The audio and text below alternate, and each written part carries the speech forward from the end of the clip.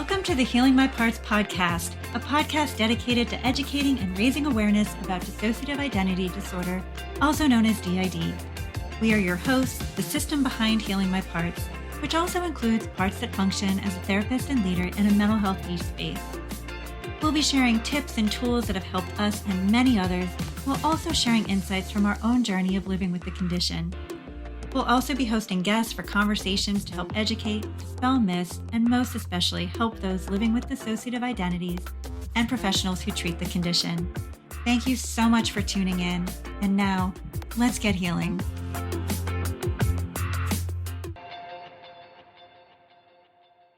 Welcome, everyone. Today on the pod, we're joined by someone we deeply admire in the eating disorder treatment world, Annie Goldsmith, registered dietitian and trauma-informed powerhouse. Annie works at the unique intersection of disordered eating and dissociative identity disorder, an area that's under-discussed, under-researched, and always misunderstood. And it's also the intersection that we happen to work at. So in this conversation between an eating disorder therapist, which is us, and an eating disorder dietitian, which is Annie, we'll explore what it really looks like to support a system through eating disorder recovery, how to hold safety and nourishment for all parts, and the ways diet culture, trauma, and fragmentation collide.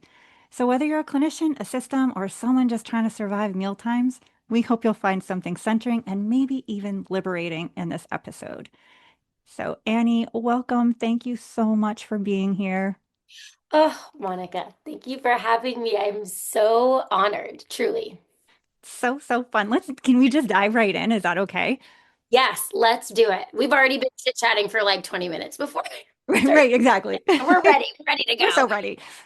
Tell everybody, how did you begin working with folks who have eating disorders and DID? What drew you to this intersection? Was it by accident? Was it by design? So it was definitely by accident because as somebody, as you'll be unsurprised to hear, somebody who is extensively trained in the eating disorder field, I didn't know that DID existed. Um, and so I worked in the field for many years. Maybe, gosh, probably like 3 or 4 before I even was like aware of DID as a diagnosis that even sort of existed. So a little bit about my backstory, which weaves into how I got here. I am trained in a treatment modality or approach called embodied recovery for eating disorders, which is very somatically oriented. It's attachment based. It explores trauma as well as sensory processing, all sorts of things. But my mentor was on like quite a few podcasts. This was, and I took that training back in 2018. And so I was listening to a lot of the podcasts she had been a guest on. And one of them was System Speak, which at the time was, I think, the only kind of DID focused podcast. Um, would have been back in maybe 2019 or so. And I listened to that episode and then I was like, what is it? What is this? And I went back to the beginning and I basically listened to the entirety of that podcast, which Wow. gave me which, yes. And now, of course, all these years later, that's quite an extensive, Yes. yeah, library of episodes. But I think it was maybe only 3 years in or so that I went back to the beginning and it was such an education for me. I mean, I'm very, very grateful for the work that Emma has done, Yeah. sort of forge a path for educating people. And so when I was sort of immersed in this listening, and then I'm looking at my own caseload, and I was like, huh. And I started to get really curious about some of the people that I was working with. And I have been very fortunate to be on teams with very wonderful therapists. And there was one therapist I was sharing 2 clients with at the time, and 2 folks who I was like, I really think there might be more. Like, I think DID might be a part of this. And I spoke to the therapist about it, and together we were like holding curiosity. And fast forward, both of these people ended up with diagnoses, and that just opened the door for me. I was like, I have to learn more. I'm also really, I was also just genuinely curious. I was wanting to understand. And so I did a lot of reading. I've just kind of found whatever information that I could. I did a lot of talking to people. I got consultation, and it's sort of just evolved from there. And then I went to the Healing Together conference.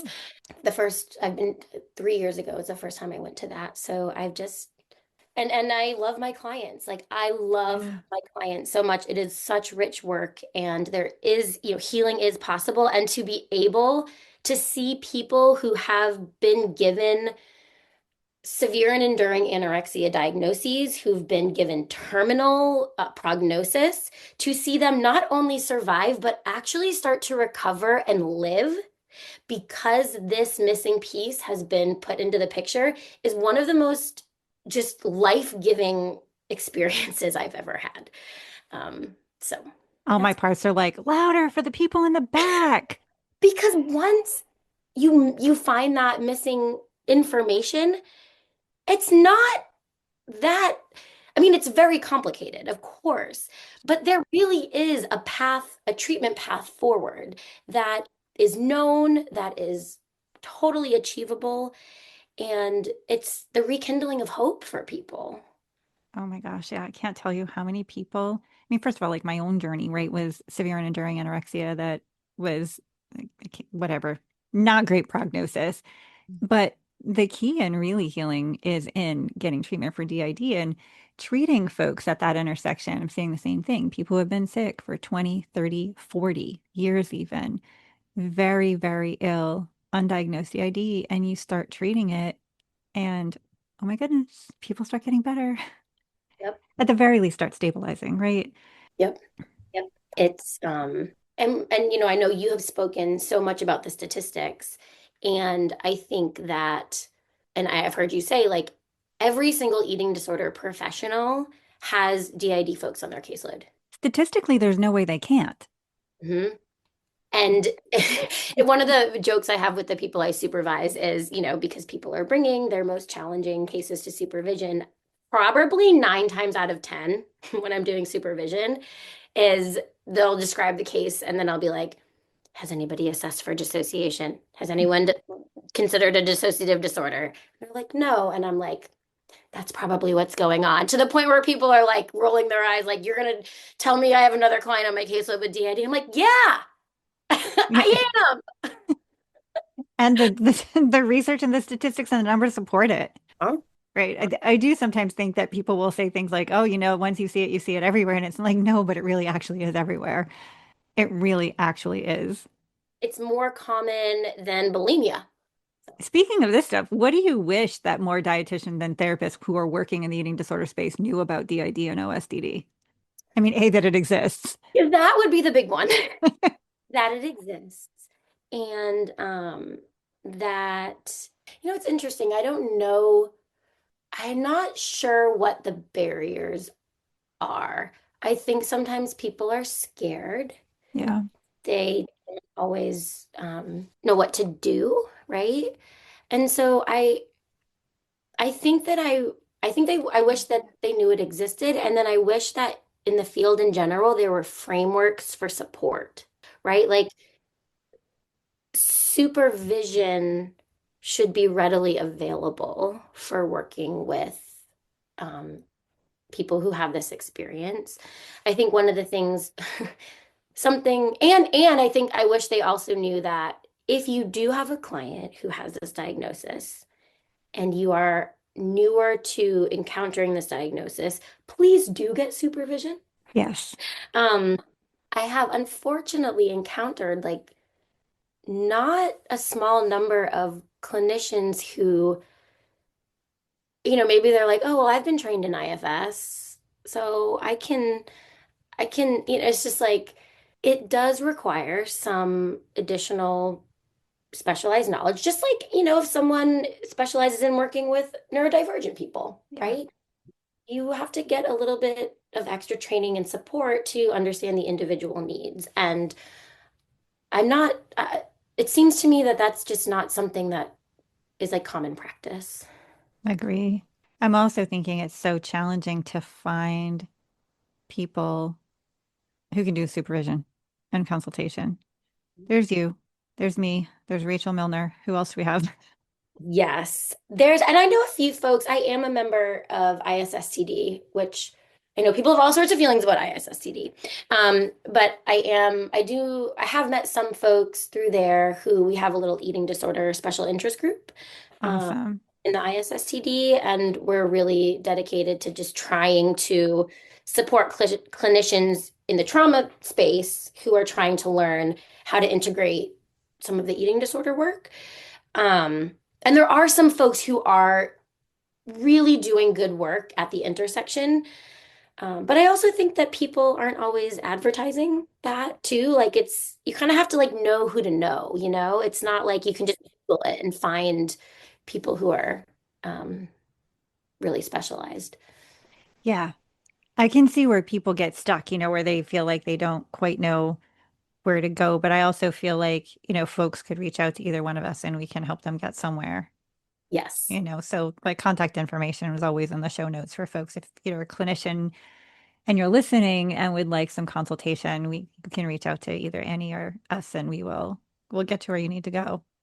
Yes, we can be a connector of resources. Yes. Because I think that's important. I mean, we were talking about ISSTD having a special interest group. It's like, we need that in the eating disorder field with a special interest group and DID and OSDD, because there really is at least a foundational skill set that I feel like you really need to have that you can also teach to your clients so that they can begin to do things like develop that internal communication that's really necessary for forward movement, among others. Mhm. And I think in particular with the in the eating disorder world, what ends up happening is without knowledge of what additional foundational work needs to happen, Hmm. often the work is clinically starting in a place that's like some steps have been missed. And so there's this expectation that people can perform certain behaviors when that capacity simply isn't there because of that early kind of internal communication and safety and stabilization Yeah. and containment work that sort of hasn't been initially established. Um, and maybe we'll talk more about this, but so often, I mean, there is such a profound connection between the food and the trauma symptoms. Yes. And so often, because we lack this training, the dietitian is working directly with the trauma because they are working directly with the food. Hmm. And if we are not given the tools and the knowledge and the education about what it is that we're actually working with, then of course we're going to unintentionally do harm because we can't know what we don't know. And so I feel really passionate that like dietitians and of course therapists too are getting more information so that it's like when you're doing this in session, you're like, asking someone why they, weren't able to follow their meal plan or whatever, like this might actually be what's happening internally and you're not aware of it. And that can be really harmful, but it's not intentional, right? And so then it just ends up not feeling good for anybody. It's convoluted, right? Because sometimes your client is also not aware of it, Totally. right? So you can have the clinician, dietitian, or therapist, and then the client both really not aware that there's a system at play there. And I think so many of those clients are the ones that get unfortunately labeled as being treatment resistant or if I mean, choose any variation of that term. Yep. Many of them getting prematurely discharged from care, which I have lots of ethical concerns about, rather than, gosh, like identifying the DID and OSDD and figuring out how to move forward with that. Yeah. I had consultation with somebody who is a system and also a PhD neuroscientist. Um, and she said to me, "Here is my definition of if something is adaptive." And I said, "What is it?" She said, "Are they doing it?" That's excellent. And what she said to me, it was so good, and it was such profound advice. She said, "You have to trust that whatever your client is doing it, they are doing it in the service of maximizing survival. You may not be able to see what that logic is. Like so much of that might be hidden, but if you start with the foundational assumption that there is a logic, you just don't know what it is, and that they really are working to survive, even when the behaviors look like they're moving them towards death, right? Yep. that is when you can start to hold the curiosity to actually start to see below the surface and what is happening with some of those internal dynamics. Yeah. My brain is going in two different directions because I have two questions that I want to ask you at the same time, which is annoying for me because I can't ask them both at the same time and you can't answer them both at the same time. Oh. But I'm thinking about the topic and the further conversation that we can have about essentially trauma playing out in food and the fact that, especially if you're a dietitian, you are absolutely going to be in that area. So to help people understand that, can you talk a little bit about how you understand that and what you see that may help other dietitians and even therapists begin to identify? And I think there's a few different examples that come to mind. But just kind of foundationally, so my training with embodied recovery is kind of rooted in polyvagal theory.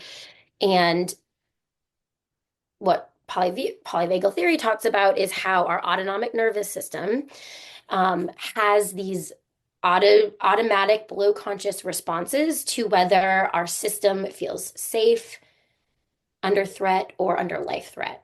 And it organizes its automatic responses based on its procedurally learned, procedural learning through experience.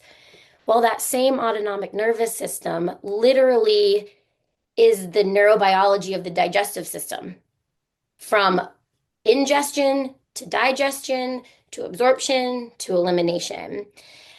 And so, one of the ways that we look at the relationship with food, because it's literally running on the same neurobiological tract, is often it really is an expression of how someone learned to be in relationship with sources of nourishment. Whether that nourishment is biochemical, whether it is relational, whether it is sensory, right? Like there's so many things that nourish our bodies. Music nourishes our body, hugs nourish our body, right? Um, and of course, food nourishes our body. And so there's this parallel process that's so often happening, and which is really, really cool because when you start to look at it through that lens, I tell my clients like I've learned to speak the language of the body. Like that's my kind of my focus is like I want to be a translator. I want to help to interpret. Your body is telling a story that maybe you're not able to tell in words. And in the context of DID, so often the story is being told by parts who don't have other ways to express. Um, it is not uncommon for people to have, for example, body flashbacks when they eat. And they might tell you, nothing bad ever happened to me. I don't know why this is happening. And again, it's not that I'm sitting there going, and I would never say this too, because there's also sort of how you start to be curious and then maybe what you say. But I start to think, is there something that the body is expressing that this person may not even be aware of? Yeah. What happened to them. And then, of course, there's collaboration with the therapist and sussing those pieces out. But another big way that this can show up is, and this gets into something that I think is a trope in the eating disorder field, which is like, well, a malnourished brain is an anxious brain. And once you refeed, they're gonna feel better. And if the restriction or the eating disorder behaviors are helping to numb or dissociate internally held traumatic experience, right? And we know trauma is held in the body.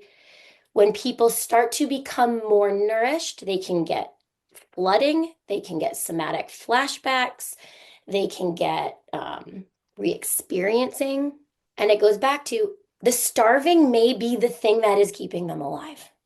Because what starts Yeah. to happen when they come into relationship with what the body is holding is so overwhelming that that is not survivable.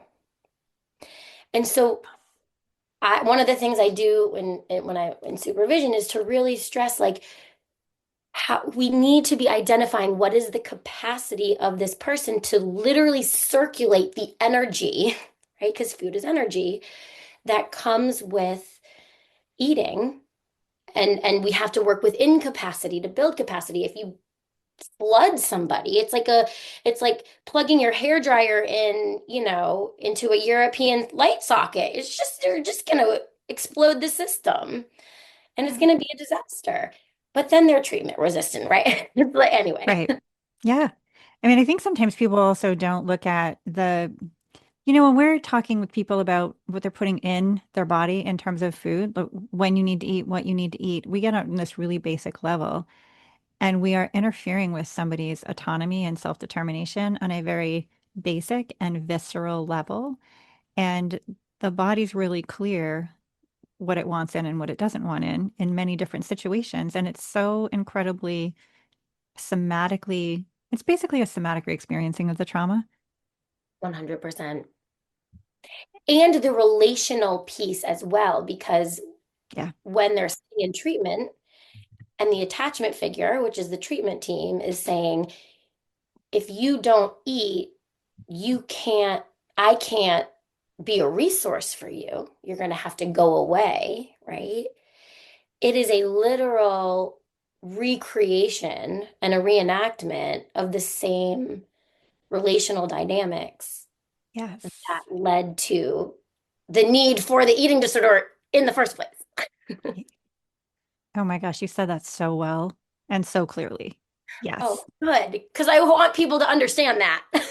It's so important. And it's something that is missed because I think, unfortunately, old school training and even more recent training talks about people being, wedded to their eating disorder, that it is the coping skill that works the best for them. And so therefore they're resistant to letting it go, really not understanding how unbelievably dysregulating it is from a nervous system biological perspective. And we haven't even gotten into how convoluted it is when you start adding the different parts into the picture, Mhm. Mhm. Mhm. right? Like you think about parts that have different relationships to food. Some are restrictive, some are avoidant, some binge, some are indifferent. So, Some and don't have then, a body. and oh, preach. It's my nemesis part. Doesn't even know, has no idea. But from people don't, clinicians don't know that.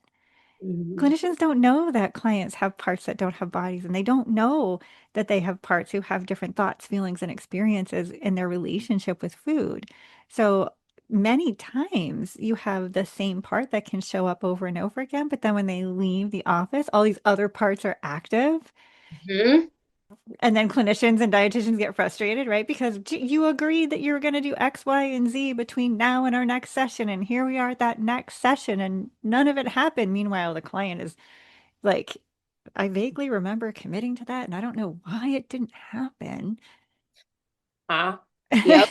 Right? Yep. Because And then they, whoever went home was like, no clue that that was the goal that was set, right? right, Or did know, but was like, that's not happening. I didn't right, agree with that. And that's going to get us killed. Why would I do that? Like, right. yeah, All parts so keyed into survival as the ultimate goal. yeah. Which is why it is so critically important to befriend the parts that seem like they are the most hell-bent on doing the things that do not that that harm the body essentially, because and I think that's another place where it can go sideways with eating disorder care, right? Is because it's like it's so often is like that's a maladaptive behavior, right? So that part is acting in this maladaptive way, but in reality it's actually acting in a profoundly adaptive way, right? Yeah. And that in order to engage, we first have to start with, oh, well, no wonder you're doing that. That makes the most sense ever. And I am not here to take that away from you. And also, you have a lot of really important information.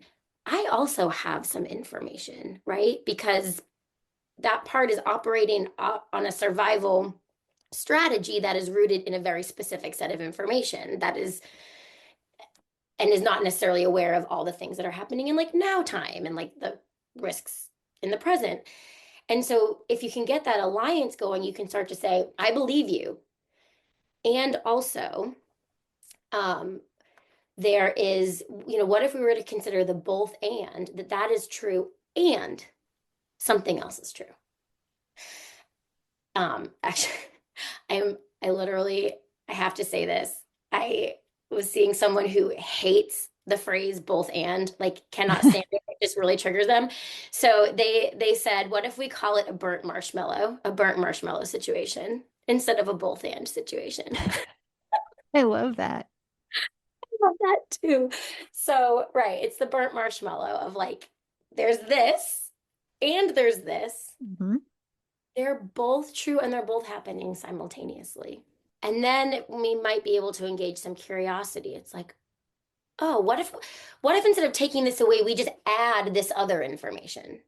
And I think something else that's important to name about that too is it is only possible to hold the both and in a context of relational safety, Yes. which means that as the provider, one of the not one, probably the most important thing that you are doing is offering a regulated nervous system that allows for the felt sense of safety and that what you're offering in relationship is not conditional. It does not have an agenda. Well, I do tell my clients I do have an agenda, which is for them to be alive. I do say that. It's a fair agenda. Beyond that, I remain as agendaless as possible, but I do have that agenda.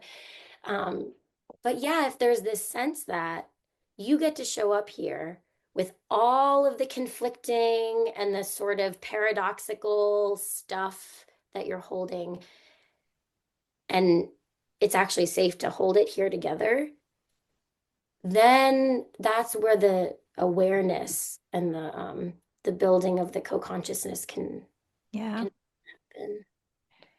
Can you provide a little, I'm going to call it advice or guidance for dietitians specifically who Mm. may be feeling really intimidated by meeting different parts of a system?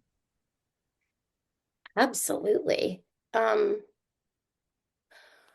well, I think on one hand, it doesn't have to be any, I mean, they already have the skill set. Right. It's just meeting different clients in a day, right? I think there is probably the initial sort of like, this is really novel. I'm not quite sure, and I don't want to say the wrong thing, right? Something that I will advise folks who are newer to working with systems is just to be really transparent about that. Um, I think transparency and just being fully authentic and communicating accurately what you're actually feeling is so important because um, systems are the most brilliant clockers of when there's incongruency between, I think, what you're holding and what you're saying. Um, and so just being really, really transparent and honest, it's like I'm still learning how to do this. And I'm feeling I'm a little worried that I could make a mistake, I could say something wrong. But my intention is to learn and to support you. So if I get something wrong, please tell me and I will work to correct it. And yeah, I want to get to know you guys. Everybody's welcome here.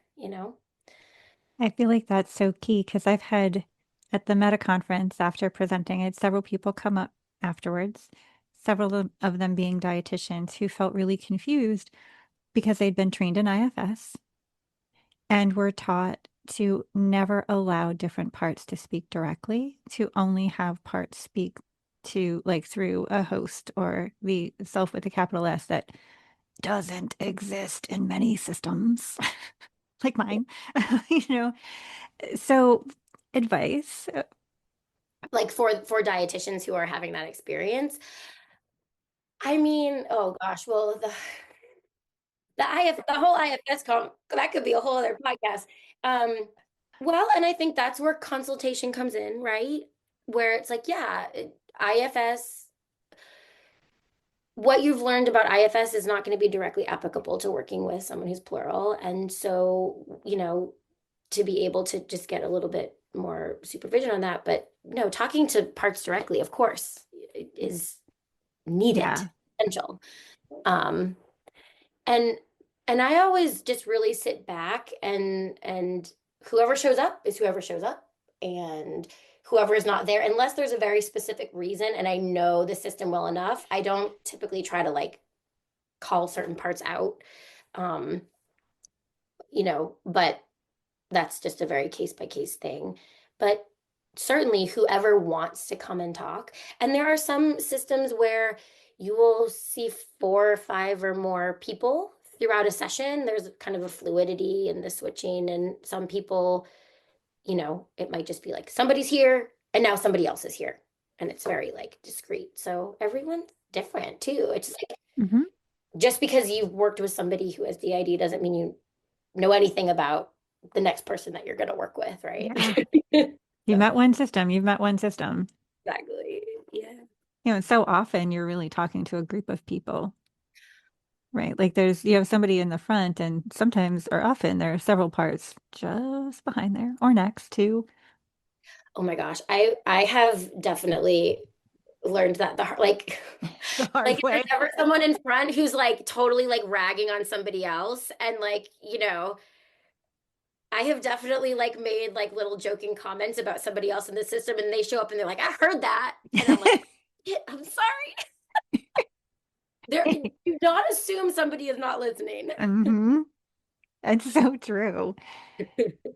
I worry a lot, when I hear people who have had the guidance of only allowing who you think is the host to be speaking. It's this old structural dissociation Mm. kind of framework, or only having that hierarchy that is IFS, not realizing that a dissociative system looks really different than an IFS conceptualization, right? You don't necessarily have a hierarchy at all, but you do have people, parts with different roles, whether they're protector parts, gatekeepers, caretakers. There's all sorts of bigs, littles, middles. I mean, there's so many different roles that happened, right? Persecutors.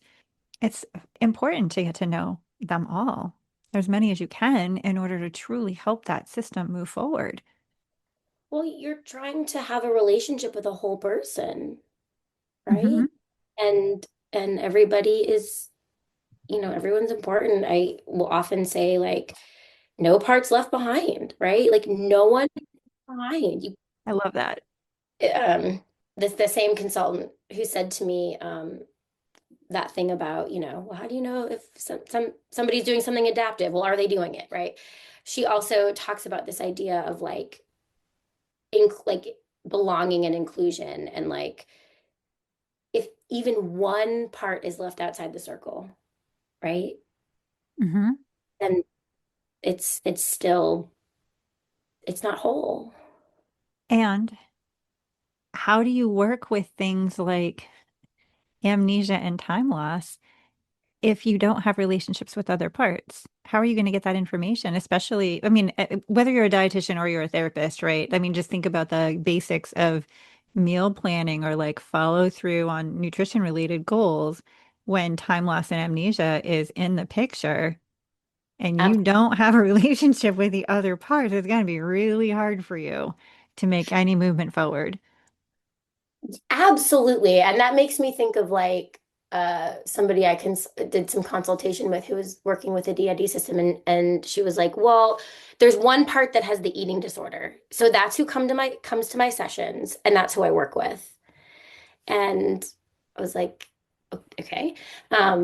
That's first of all, maybe in some systems just one part holds the eating disorder, but I don't like everybody has a relationship. Well, either everybody has either a relationship with food or no relationship with food or no relationship with the body, but it's like understanding how everybody is oriented to the body and to food is really, really important. It's not just held in one place, right? Like you're sort of, it's almost like you're sort of colluding with the dissociative idea that like you can go over here and do this and you can go over here and work on this. And I do think dietitians might be intimidated from the stance of like, am I allowed to do that? Am I allowed to ask that? Is this in my scope? I mean, oh my gosh, of course, there's so much about scope of practice that gets really scary and tricky. Um, but having a relationship with the entirety of your client is essential. Of course, that's in your scope of practice, right? Sometimes it helps to remember that friends of the system who have absolutely no degree whatsoever also talk to these parts. Right. To your point of having a relationship with the entirety of a person, there are multiple different parts housed within the body. And it's not going to do, I mean, I think of, personal anecdote. My system likes to send a shell part to therapy, and the shell part's like kind of dumb, like just doesn't really know anything. My therapist is always like, "Oh, that's a real statement your system's making there, right? Like, we're going to send the part that can't do anything." Uh-huh. Like, it's kind of amusing. Um, Probably frustrating, I'm sure, but it, what if that's the only part that she gets to work with? Right. I'm literally a nursing home client. Like I'll still be in therapy in like some nursing home in a rocking chair knitting next door trying to figure this stuff out. So Uh-huh. it is really important. You can get information from another part, that a different part is amnestic to, that you can help really facilitate that communication and some of the information and emotion sharing. Yeah. Well, and I think that goes back to that sort of the burnt marshmallow, right? The both and of because information is held separately because it had to be because these things couldn't exist together, right? I mean, it was solving an impossible like problem because of an impossible situation. And sometimes I think about myself as like an information gatherer and holder. Like one part gives me this little bit of information, another part gives me this little bit of information, and I'm sort of like helping to put that picture together on the outside because it can't be held all together on the inside. And then again, in that context of safety, right? Where it's like, oh, maybe we can hold multiple conflicting truths here, right? In this context, I sort of start to hold the pieces back up and reflect them back. And then it's like, then they, can start to be all held together. But someone on the outside usually has to help with that because it's not allowed to be shared inside, at least Yeah, not at first. exactly. And helping them understand what can and can't be and why not. Yeah. Orienting to what the skill set really is in today, because how many parts don't know?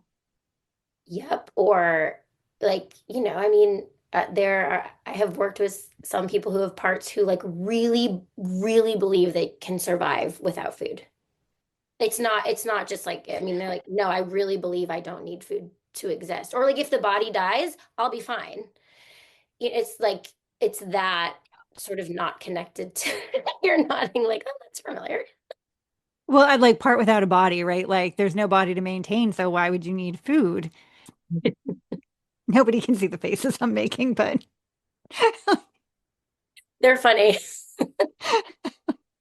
But and there is, I mean, I laugh so much in my sessions. I mean, it is not all serious all the time. Um, thank God. I mean, it would just be horrible if. yeah, there's a lot of, I think, joy to be found. And sometimes for me, those moments of like where something is so ridiculous and we just look at each other and there's just like moment of connection, right? Where we know we're just sort of holding that sort of absurdity together and just laughing. It's such a healing moment. Yeah. Being able to look at the strengths of a system, looking at the differences from how a system might be navigating their life versus, what you might have heard is how it works in media that isn't necessarily how it works. Most of us, I think, run on functional anarchy. Yeah, No, I love that. right? No host, no hierarchy, still getting shit done. Like, Absolutely. And like getting more shit done often than, well, sometimes we have to tell the getting shit done part actually to take a little break, but Yeah. there's a really sometimes a very expansive capacity. That is just really beautiful and brilliant. The brain's the brain is really fascinating when you think about all of the things that it can do. The energy in a lot of systems is different than people who are not systems. Sometimes they need less sleep and parts are getting more done because we shift off between one part to another. The other part doesn't necessarily feel the fatigue. Hmm. That makes me think about, and I think it would be cool to talk about like some of the physiological things that also can happen in systems, which I think is actually really important for dietitians to know about because Oh, yes. it is stuff you will not find in the textbook. So And true. like, I always tell people, it's like, yeah, you know how brilliant your brain and ridiculously like resilient it was to adapt, right, to this level. Your body did the same thing, Hmm. right? So like the eating disorder behaviors that like, the entire team is like freaking out about because they are genuinely terrifying. Like, I mean, people's bodies somehow manage to survive. It is astonishing. But it also is like pretty, I mean, people need to be aware of this, right? Because we're not, it is different for many people. Yeah. I mean, for not just dietitians and clinicians to know, but even for systems themselves to know, right? Like you can have a part that is allergic, bona fide allergic to a food, and other parts are not.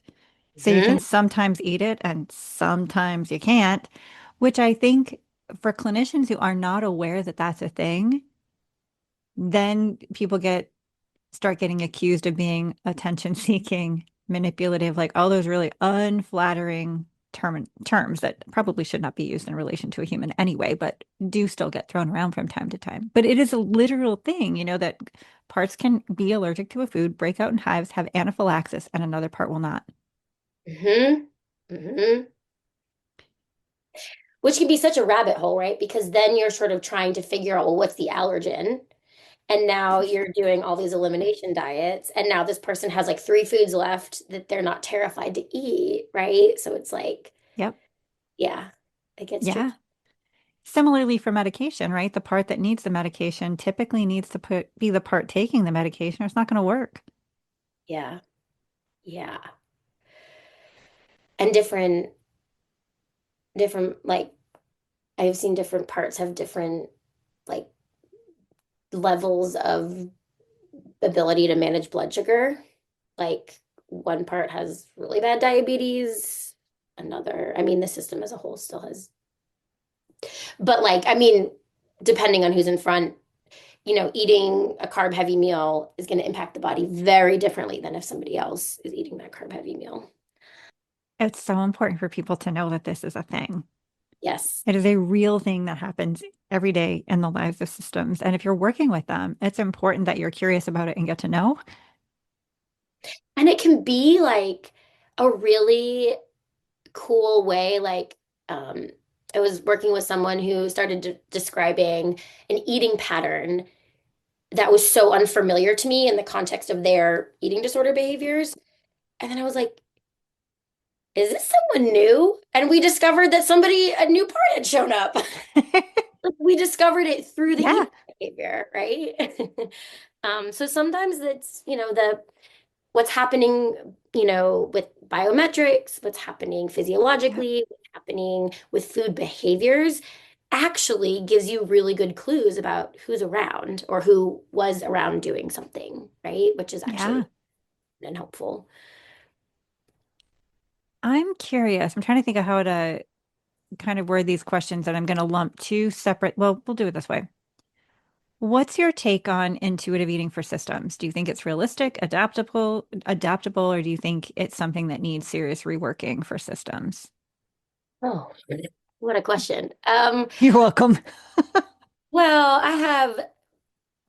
I mean, I think intuitive eating might need some reworking overall. Hmm. Um, I'll say this. In embodied recovery, we have a term that we call resonant eating, which is essentially like really explicitly naming that like so typically what we're seeing with eating is an expression of what is happening in terms of nervous system state, right? Like Hmm. that depending on how much regulation, dysregulation is in the system, that is going to play out in what happens with the behaviors, just like many behaviors, right? And so intuitive eating sort of assumes that there is the capacity for baseline regulation. And if you think about it, like all eating is intuitive eating, right? Because you're eating in congruence with what's available from the bottom up, which is intuitive.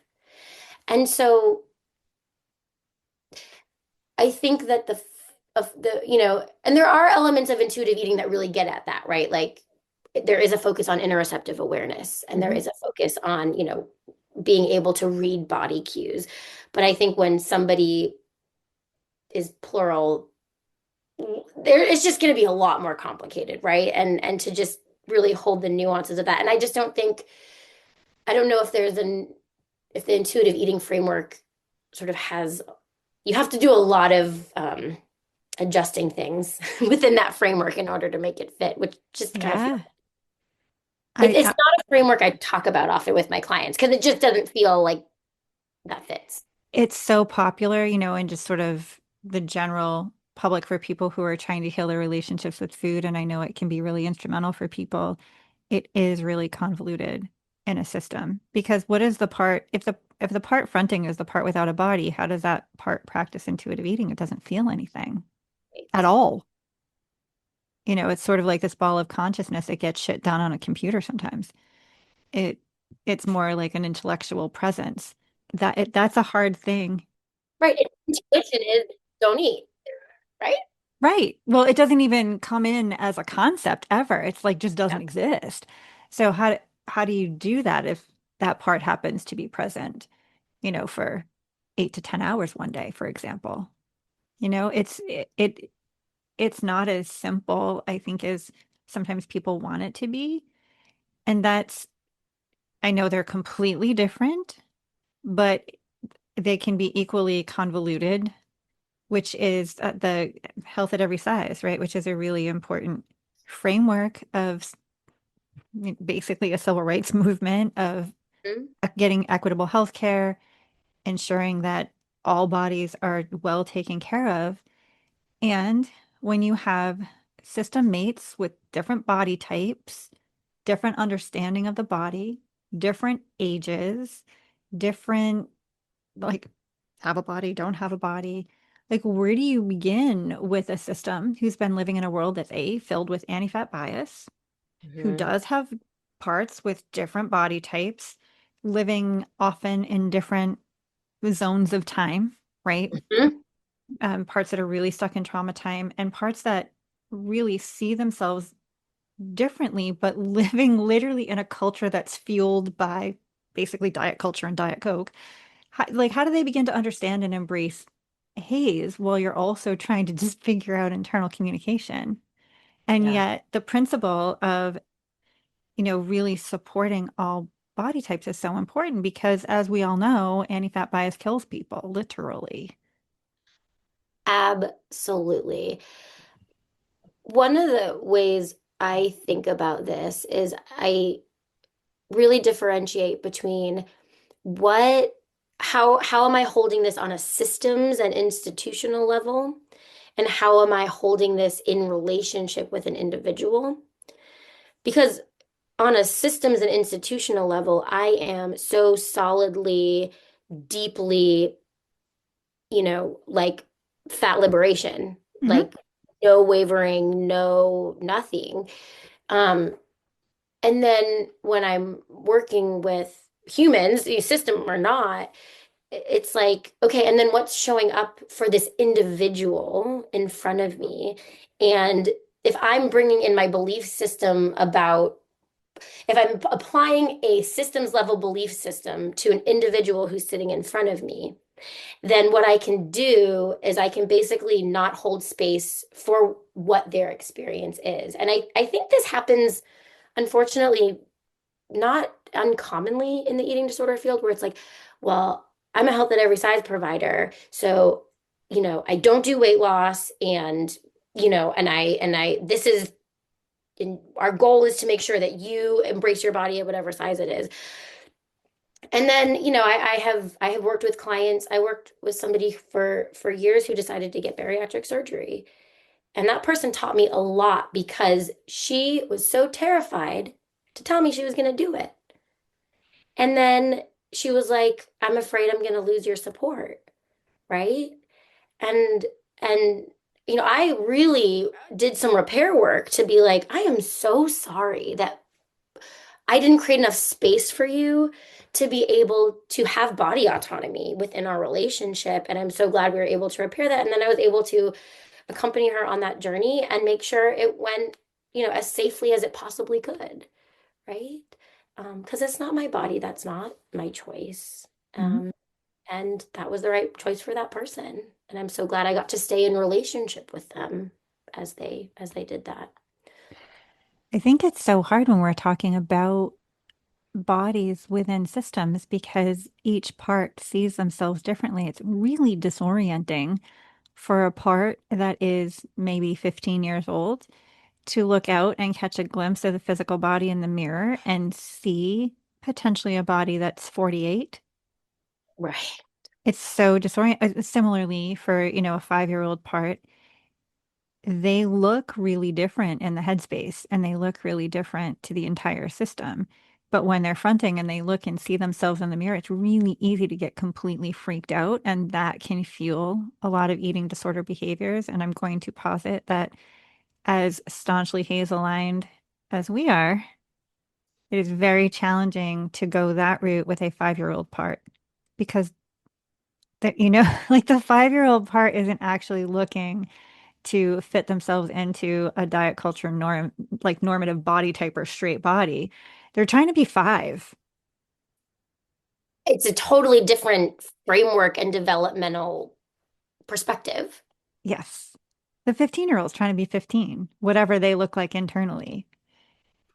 But those feelings and that experience does fuel daily behavior Hmm. and thought processes. And it comes into sessions. And I feel like many providers are not even aware of it because they're not asking the questions. Hmm. And parts know enough, I think, to feel like this is a weird thing to be talking about and somebody's not going to understand me. So I'm just not going to say anything about it. And there's a lot of suffering that's happening internally. And then I think sometimes we do get really enthusiastic about Hayes' work, which is absolutely important to save lives in the world. Hmm. And it's not going to go real far with a 5-year-old. Absolutely. It it's interesting as you were talking. I mean, that what before I learned about DID, when people said trauma informed eating disorder work, that was my definition of it, was weight inclusive, fat positive eating disorder work. And then I learned, I was like, oh, trauma, there's a lot more to that, right? Than just this form of trauma, which it is, right? Of body oppression and sizeism and all the other isms, right, that go along with oppressing um, identities. But right, for some people, it's like the distress is not about, am I going to be whatever? It's like the distress is like I something doesn't feel right inside because there's an incongruency. And if we just keep being like, oh yeah, that's because of diet culture. Right. Sometimes I think people come in and they say to us, I can't gain weight, I don't want to be fat, because that's the language they have. Yes. And I'll say, okay, I hear that. and I wonder if I can offer an additional framework, an additional perspective that we could try on and see how this feels. And sort of talking about like, and in my kind of somatically oriented training, we often talk about like how do we know where our edges are, right? Like the edges of our body. And sometimes there are parts who sort of lived really, really, really, really tucked in small inside. Sometimes it sort of feels like because I don't know where my edges are, it's like, oh, when I eat, Yeah. it just feels like I just blow up like that girl from Willy Wonka in the Chocolate Factory and just keep expanding and expanding and expanding. And and it's like, oh, so when you say you feel fat, that's what you're talking about. So it's not, it's like, or you're saying when I don't want to be fat, what you're actually saying is I don't want to feel that sensation, right? Because that is the word that you've now used to describe that because no one's ever given you framework or language to explore, well, what is it actually, right? And for some people Yeah. it is rooted in the fact that they have experienced size oppression or fear Yep. of it. And sometimes it's something else. And how are we being curious about that? Which is so key, right? If we don't have curiosity, we miss so many important things. Mhm.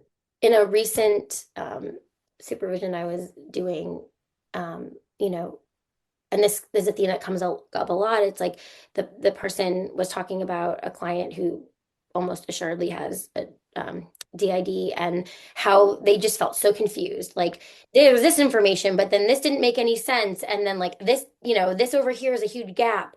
And then she's like, so I don't know what to do. And I was like, how would you? You don't have to do anything. You're still gathering information, right? And I was like, is this Mhm. person eating enough to stay alive? And she was like, oh yeah, she's eating enough to stay alive. Okay. So for the next however long it takes until you actually have the information for the clarity you need to say, here's an intervention that really supports what's actually happening, your job is to be in a relationship with this person to help build enough safety so they can share the information with you that you need so that you can help them and then and build that clarity so that you know what comes next. And I think that our field, it's like assessment, intervention. Yes. First session, second session, right? Yeah. And like with, I think with all humans, but certainly with systems, it's like, oh, that assessment might take a year or more if you're lucky, of like Right.